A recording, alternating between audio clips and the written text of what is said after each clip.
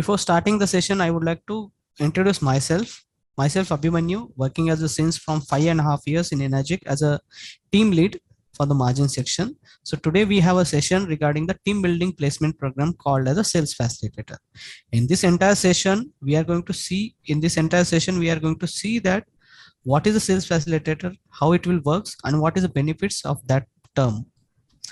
हम अभी जो मैं मेरा सेशन स्टार्ट करने से पहले मैं मेरा इंट्रोडक्शन देना चाहता हूँ। मेरा नाम अभिमन्यु है। मैं 5.5 सालों से एनर्जिक में काम कर रहा हूँ as a team leader of commission section. So today we आज हम जो ट्रेनिंग सेशन लेने जा रहे हैं उसका नाम है team building placement programme called as a sales facilitator. तो इसके ये पूरे ट्रेनिंग सेशन में हम देखेंगे कि टीम बिल्डिंग प्लेसमेंट प्रोग्राम क्या है, वो कैसे काम करता है, उसके बेनिफिट्स क्या है। Let me start the training now. जब अभी मैं ट्रेनिंग स्टार्ट कर देता हूँ। जैसे कि देखो, team building placement programme, what is a sales facilitator? Sales facilitator है क्या? The term sales facilitator is the person currently refer to as the sponsor. जो सेल्स फैसिलिटेटर टर्म है, अभी क्या है, जो करंटली जो बंदा जो सेल रेफर कर रहा है, वो जो स्पॉन्सर है उसको ही हम सेल्स फैसिलिटेटर कहते हैं।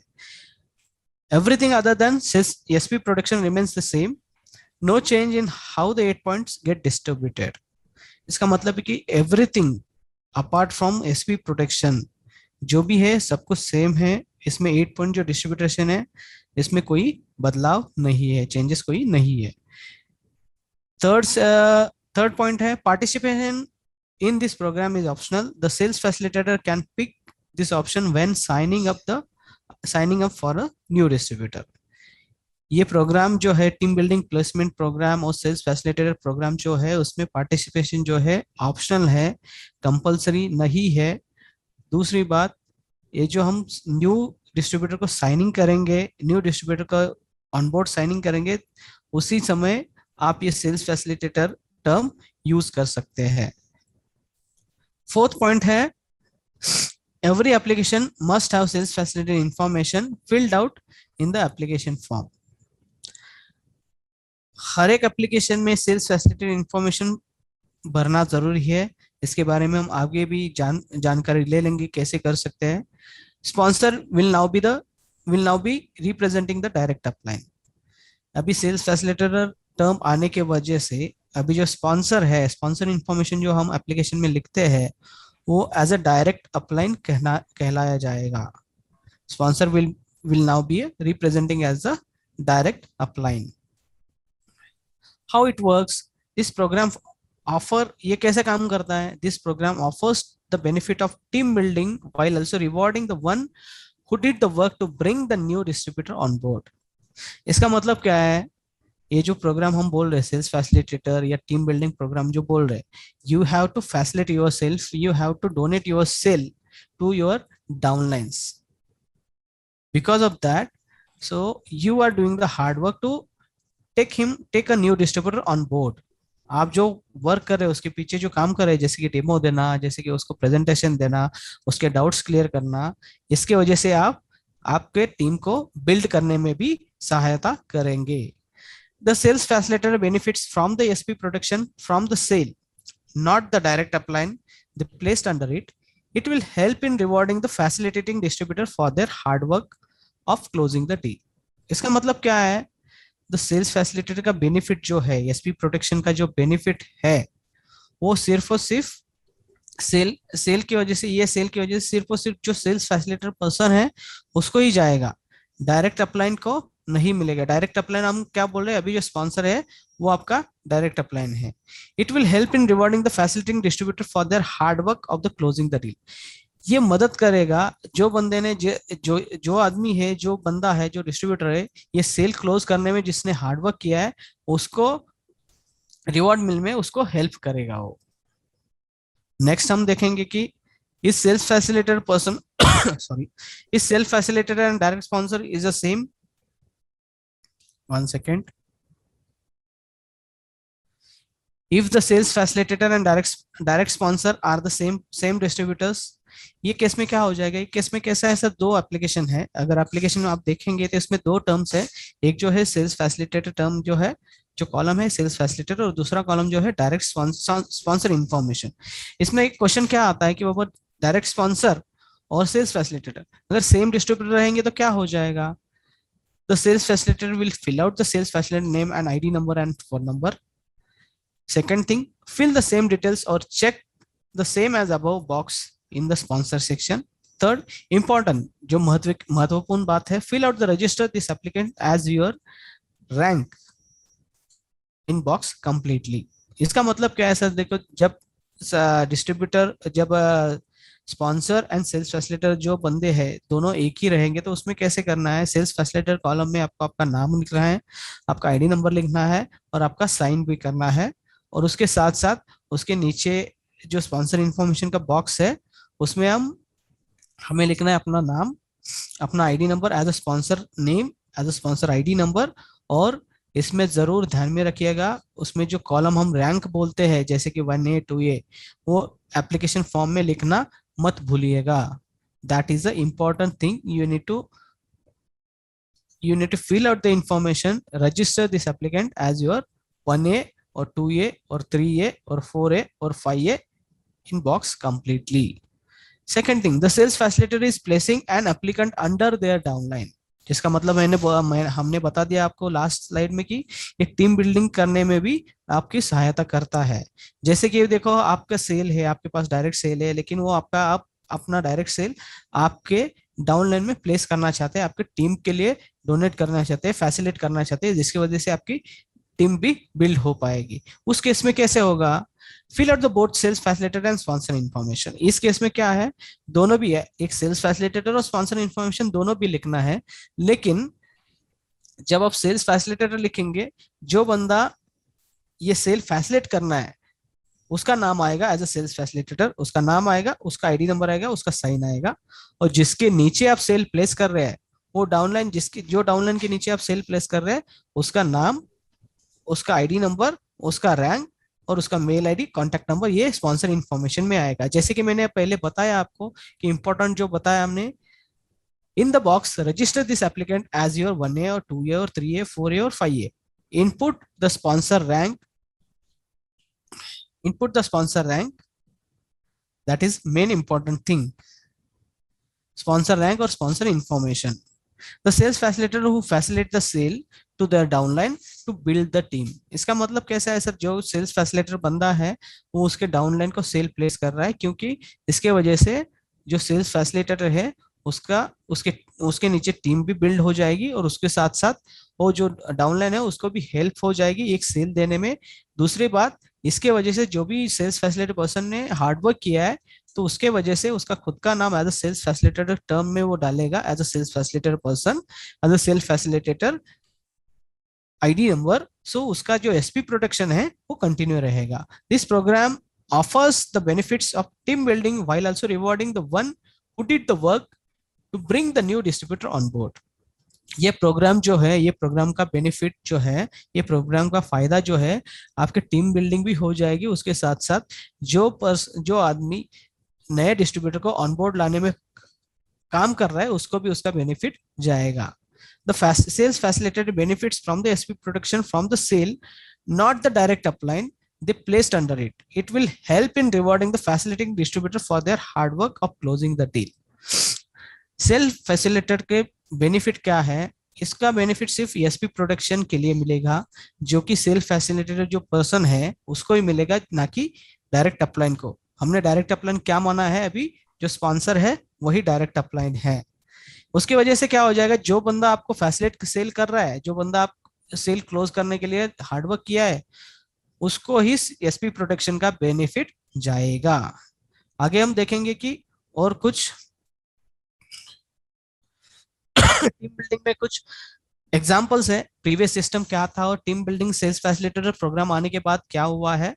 इसके पहले जो सिस्टम थी जहाँ पे सेल्स फैसिलिटेटर नहीं था, उस टाइम कैसा था, जो फर्स्ट बंदा है उसके नीचे स्पॉन्सर है, डाउनलाइन 2 लोग है और स्पॉन्सर के नीचे एक न्यू सेल प्लेस कर रहा है, तो उसमें क्या हो जाएगा, जो स्पॉन्सर है उसको ही एसपी प्रोटेक्शन जाएगा।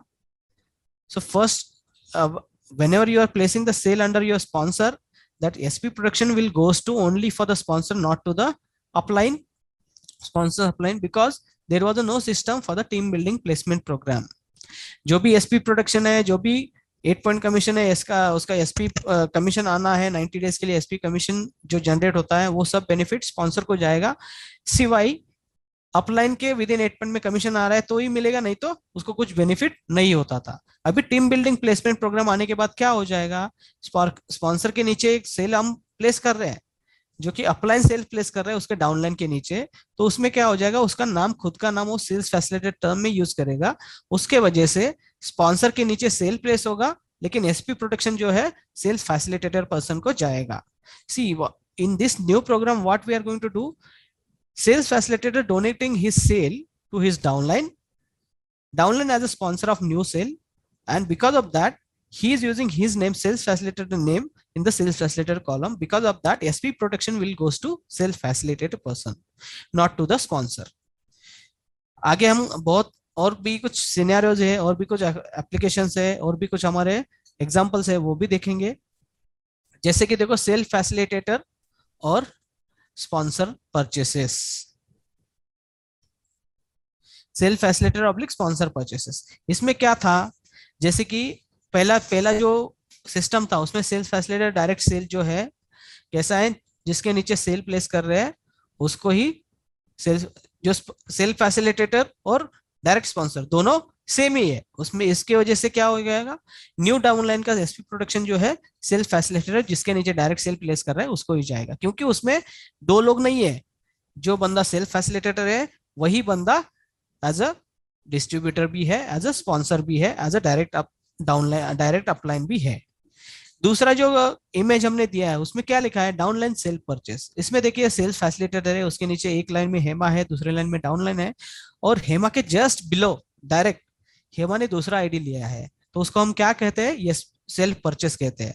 अभी फिलहाल कैसा है, इंडिया में 1 पैन कार्ड 1 आईडी है, लेकिन कभी कभी कैसा होता है दूसरे देशों में या दूसरे यहाँ पे एज ए यूजर करके आप ले सकते हैं, तो उस केस में क्या हो जाएगा, जब भी आप कोई दूसरा ID as a self purchase as a user लेंगे तो उसमें आपके अपलाइन का नाम आप एज अ सेल्फ फैसिलिटेटर नहीं डाल सकते, ये टर्म अलाउड नहीं है, सेल्स फैसिलिटेटर सेल्फ परचेस में ये टर्म अलाउड नहीं है। उसकी वजह से क्या हो जाएगा, हेमा के नीचे जब हेमा दूसरे सेल ले रही है, दूसरा आईडी ले रही है, तो एसपी प्रोटेक्शन जो है हेमा को ही जाएगा, ना कि उसके सेल्स फैसिलिटेटर उसका अपलाइन है उसको नहीं जाएगा। अभी हम आगे देखेंगे कि और क्या है, और क्या क्या एग्जांपल्स है या कैसे एप्लीकेशन है। देखो यहाँ पे देखो team building placement under FA0 distributor, यहाँ पे दो सिनेरियो हमने दिए हैं, जो कि एफ स्टेटस वाला है और दूसरा है FA0 स्टेटस। एफ स्टेटस मतलब क्या है, वो बंदा एक्टिव ही नहीं हुआ है, क्योंकि कैसा है, self facilitator with 2 new distributors, यानी कि जो सेल्स फैसिलिटेटर पर्सन है उसके नीचे एक नया बंदा आ रहा है, और उसके नीचे ही जस्ट बिलो और एक नया डिस्ट्रीब्यूटर नंबर 2 रजिस्टर हो रहा है। तो उस केस में क्या हो जाएगा, नया डिस्ट्रीब्यूटर के नीचे अगर दूसरा डिस्ट्रीब्यूटर, सेकंड नंबर डिस्ट्रीब्यूटर आप प्लेस कर रहे हैं, तो उसमें क्या हो जाएगा, आपका नाम अगर सेल्स फैसिलिटेटर डालोगे तो SP production sales facilitator person को जाएगा, लेकिन जो नया बंदा है उसका स्टेटस एफ होने के कारण उसको ना कमीशन मिलेगा, क्योंकि जो नया बंदा जुड़ा है उसको उसका सेल्स फैसिलिटेटर टर्म यूज करने से पहले उसका एक्टिव होना जरूरी है, जब वो एक्टिव होगा तो ही उसको कमीशन आना शुरू हो जाएगा, अगर वो बंदा एक्टिव नहीं है तो उसको कमीशन आना नहीं शुरू होगा। उसके लिए क्या करना पड़ेगा, without sales facilitator he has to do one direct sale, then only that person's status will start, जो कि हम बोलते हैं ना SP status, basic status, 50% of basic status और FA0 स्टेटस। ये कब बोलते हैं, जब हम डायरेक्ट सेल करते हैं विदाउट सेल फैसिलिटेटर, तब से हम last direct sale to 90 days बोलते हैं, जो कि एसपी कमीशन है। अगर उसमें डायरेक्ट सेल नहीं हुआ तो उसका स्टेटस ही स्टार्ट नहीं हुआ, तो उसका स्टेटस एफ रह गया, उसकी वजह से उसको कुछ कमीशन नहीं जाएगा। सेकंड एग्जांपल हम देखेंगे कि सेल्स फैसिलिटेटर विद FA0, मानो कि सेल्स फैसिलिटेटर है, उसके नीचे एक बंदा है जो 2 साल से कुछ काम ही नहीं कर रहा है, 2 साल से उसका कुछ डायरेक्ट सेल हुआ है नहीं है, तो उसको 0 कमीशन आना शुरू हो गया है, वो एक्टिव ही नहीं है। तो उस केस में क्या कर रहा है, सेल्स फैसिलिटेटर बंदा जो है उसके नीचे सेल प्लेस कर रहा है, उसके वजह से क्या हो जाएगा, एसपी प्रोडक्शन को, तो एसपी प्रोडक्शन तो सेल्स फैसिलिटेटर को जाएगा, लेकिन उसका कुछ असर नहीं होगा उसके ऊपर, सिवाय उसको सिर्फ सेल काउंट होगा, लेकिन उसका कमीशन चेंज नहीं होगा, उसका स्टेटस नहीं चेंज होगा। ये केस में as a company, as a company, we are giving a suggestion to you, all of your distributors, please don't use a sales facilitator if your downline is having a status as a FA0 और F status।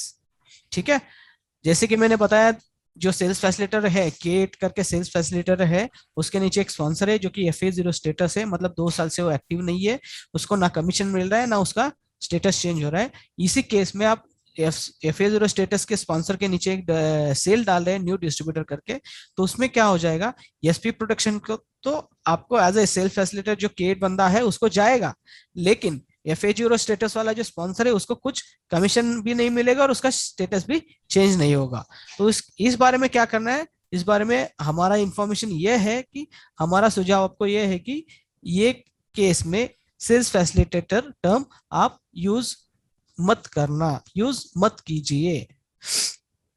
ठीक है, आगे आगे हम देखेंगे कि examples क्या है, एप्लीकेशन एंड एफएक्यू कैसा हमारे, हम जो अभी काम कर रहे हैं उसके वजह से हम जो हमारे ऑब्जर्वेशन में जो आया है उसके हिसाब से हमारे some we have made some question and answers, so we can go through it and before that will see the application what changes we have done in application. See यहाँ पे मैंने 2 एप्लीकेशन दिए हुए हैं, एक है डायरेक्ट सेलर और दूसरा है preferred customer user application form. Direct seller अगर आप लेफ्ट साइड में देखेंगे तो डायरेक्ट सेलर एप्लीकेशन में है, जहाँ पे मैंने लेफ्ट साइड कॉर्नर में रेड मार्क किया क्योंकि हमें पता चले कि एप्लीकेशन कौन सा है, डायरेक्ट सेलर है या प्रीफर्ड कस्टमर है। उसके जस्ट बिलो सेकंड कॉलम मैंने रेड कलर में मार्क किया है, उसमें दिखाया है कि सेल्स फैसिलिटेटर। इसमें जैसे मैंने आपको पीपीटी में बताया कि आपको इंफॉर्मेशन देना जरूरी है, सेल्स फैसिलिटेटर का पर्सन का नाम, उसका आईडी नंबर और उसका सिग्नेचर।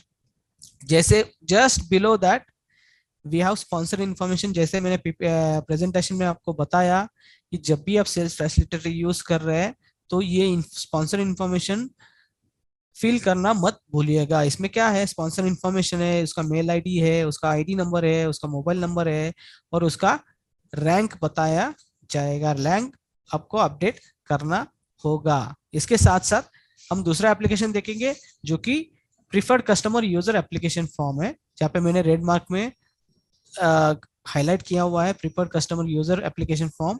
उसके जस्ट नीचे जैसे मैंने डायरेक्ट सेलर में हाईलाइट किया हुआ था वैसे ही प्रीफर्ड कस्टमर यूजर फॉर्म में भी मैंने हाईलाइट किया है, वहां पे self facilitator name, self facilitator ID number, उसका सिग्नेचर, ये इंफॉर्मेशन हमें फिल आउट करना है। इसके आगे हम देखेंगे कि एफएक्यू क्या एग्जांपल्स है, क्या क्वेश्चन आते हैं डिस्ट्रीब्यूटर के। Can a distributor use 2 different ID numbers, one for sales facilitator ID and other for sponsor ID with the team building programme. इसका मतलब क्या है, क्या डिस्ट्रीब्यूटर ऐसे कर सकता है कि अभी तो मल्टीपल आईडी लेना मना है, लेकिन कई सारे डिस्ट्रीब्यूटर ऐसे हैं कि उनके मल्टीपल आईडीज है, तो उसमें क्या है कि ये अगर मेरा मल्टीपल आईडीज है तो मैं ये एक आईडी मेरा एज अ सेल्स फैसिलिटेटर और दूसरा आईडी मेरा एज अ डायरेक्ट स्पॉन्सर में यूज कर सकता हूँ क्या? तो इसका आंसर है yes, we can do that. For an example, yes, हाँ हम यूज कर सकते हैं। एग्जाम्पल क्या है, person A is allowed to use one ID number 1 for the sales facilitator and their second ID number ID2 as a direct sponsor. हाँ ये use कर सकते हैं। पर्सन ए है, उसके 2 आईडी है, आईडी नंबर 1 जो है वो सेल्स फैसिलिटी यूज करना चाहता है और आईडी नंबर 2 जो है वो as a direct sponsor use करना चाहता है। इसमें क्या हो जाएगा, it will give SP protection to the sales facilitator ID and commission, it will give SP protection to the sales facilitator ID and the 8-point commission will remain the same. Sorry. ये case में क्या हो जाएगा, SP protection जो है तो ID number 1 को जाएगा और 8-point कमीशन जो है वो आईडी नंबर 2 का जो हमने स्पॉन्सर रैंक लिखा है उसके हिसाब से डिस्ट्रीब्यूट हो जाएगा। Sales facilitator and sponsor must be the same person, मतलब बंदा एक ही है लेकिन उसके 2 आईडी नंबर है। Can both direct sponsor and sales facilitator ID numbers receive SP protection from? Can both direct sponsor and sales facilitator ID numbers receive SP protection from a new sale using Energic team building program? इसका मतलब क्या है कि आप ऐसा पूछ रहे कि डायरेक्ट स्पॉन्सर और सेल्स फैसिलिटेटर दोनों को एसपी प्रोटेक्शन एक नया सेल जो है उसमें हम टीम बिल्डिंग सेल्स फैसिलिटेटर लगा देंगे तो उसके वजह से दोनों का भी एसपी प्रोटेक्शन होगा क्या? तो उसका आंसर है नहीं होगा। Only the sales facilitator is entitled to get the SP protection. इसका मतलब है कि जो भी आपका सेल्स फैसिलिटेटर बंदा है उसको ही एसपी प्रोटेक्शन जाएगा, ना कि उसके डायरेक्ट अपलाइन को। उसके साथ साथ है, can the sales facilitator place the sale in the different group and still receive SP protection? देखिए यहाँ पे क्वेश्चन क्या लिखा है कि sales facilitator place the sale in different group. जैसे कि हम दूसरे ग्रुप में हमारा sale as a sales facilitator place करना चाहते हैं और उसके वजह से हमें एसपी प्रोटेक्शन मिलेगा क्या? तो इसका आंसर है नहीं। To use the team building program the sales facilitator must be placed the new sale under a direct sponsor within their own group in bracket outside of the 8-point structure is allowed। इसका मतलब है कि आप दूसरे किसी के group में cell place करके एज अ सेल्स फैसिलिटेटर उसका फायदा नहीं उठा पाते, इसके वजह से आपको एसपी प्रोटेक्शन नहीं मिलेगा। ये टीम बिल्डिंग प्रोग्राम और सेल्स फैसिलिटेटर यूज करने के लिए आपको नया सेल आपके डायरेक्ट स्पॉन्सर आपके ग्रुप में ही डालना है। उसके साथ साथ आप आपके आउट ऑफ 8 पॉइंट जो स्ट्रक्चर है उसमें भी डाल सकते हैं, लेकिन दूसरे ग्रुप में डालना मना है। इसके साथ साथ और 3 क्वेश्चन है। देखो, इस टोकरे applicable for the sales facilitator sale? इसका मतलब है कि टोकरे एप्लीकेशन है उसमें सेल्स फैसिलिटेटर सेल हम यूज कर सकते हैं क्या? तो उसका आंसर है नहीं, आप नहीं यूज कर सकते, क्योंकि जो सेल्स फैसिलिटेटर टर्म है सिर्फ और सिर्फ आपको मशीन सेल में ही यूज करना है। Can a new distributor get a commission for the first sale facilitator sale? इसका मतलब ये है कि आप ये पूछ रहे हैं कि नया डिस्ट्रीब्यूटर जो है उसके नीचे sale facilitator first sale facilitator sale है तो उसका कमीशन मिलेगा क्या? नहीं। अगर किसी डाउनलाइन के नीचे पहला सेल आप कर रहे हैं और उसमें सेल्स फैसिलिटेटर लगा रहे हैं तो उसको कमीशन नहीं मिलेगा। Distributor should have his direct sale to start commission, therefore the direct sponsor needs to make sure he or she is active before processing the new sale। Yes, कैसा है देखिए, ये कंडीशन जो है नया डिस्ट्रीब्यूटर जो है उसके नीचे आप जब पहला सेल प्लेस कर रहे हैं उसमें आप सेल फैसिलिटेटर यूज नहीं कर सकते। अगर यूज करोगे भी तो उसको जो नया डिस्ट्रीब्यूटर उसको कमीशन 0 आएगा, क्योंकि उसको कमीशन मिलने से पहले उसका स्टेटस एक्टिव होना जरूरी है। उसका स्टेटस कब एक्टिव होगा? जब वो खुद विदाउट सेल्स फैसिलिटेटर एक डायरेक्ट सेल करेगा, तभी उसका स्टेटस एक्टिव हो जाएगा। Distributor should have his direct sale to start commission, therefore the direct sponsor needs to make sure he or she is active before the processing of the new sale।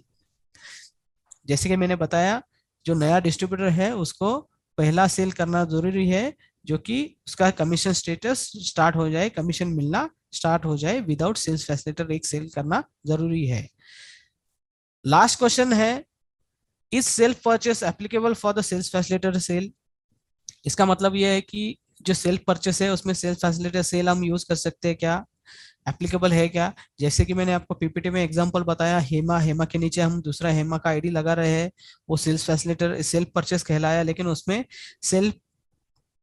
Sales facilitator term हम use नहीं कर सकते, it is not applicable. इसके साथ साथ FAQ question खत्म हो गया। थैंक यू एवरीवन, आप लोग ने रजिस्टर किया, आप लोग इस सेशन का पार्ट बने। आई होप आप लोग को सब कुछ समझ में आया, and thank you, and we will conclude with today's session. Thank you Abhimanyu and Rizwan for giving us and enlightening us for the entire session. Thank you. Kaneki, thanks a lot. Thank you, Kanya. Thank you, all everyone. Thank you, all the participation. distributors. Thank you.